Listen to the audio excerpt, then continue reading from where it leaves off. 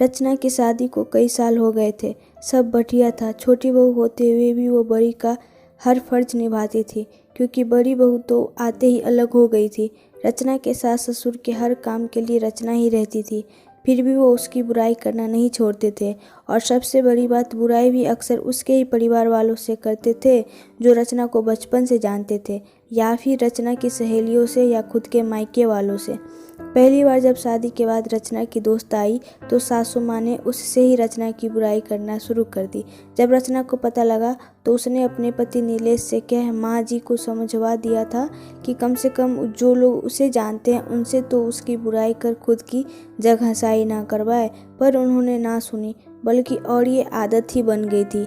आजकल तो अक्सर ये कहती कि रचना तुम पहले ये काम अच्छा करती थी, अब नहीं करती हो, फिर भले ही वो कोई भी काम हो।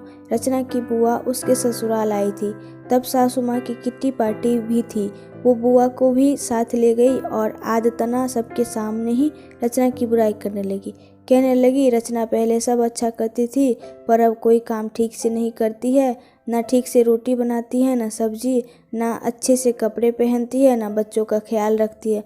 वो और कुछ बोलती इससे पहले ही रचना की बुआ बोल पड़ी, लगता है ससुराल में आकर बिगड़ गई है, क्योंकि हमारे घर की तो वो बड़ी बेटी है और सारा घर और ऑफिस दोनों अच्छे से संभालती थी, और बड़ों से लेकर बच्चों तक सभी का ध्यान भी रखती थी। आपके यहाँ आकर बिगड़ गई है। ऐसा कीजिए, महीने 2 महीने जमाईसा के साथ उसे मायके भेज दीजिए, हम सुधार कर भेज देंगे। अब रचना की सासू माँ का मुंह देखने लायक था।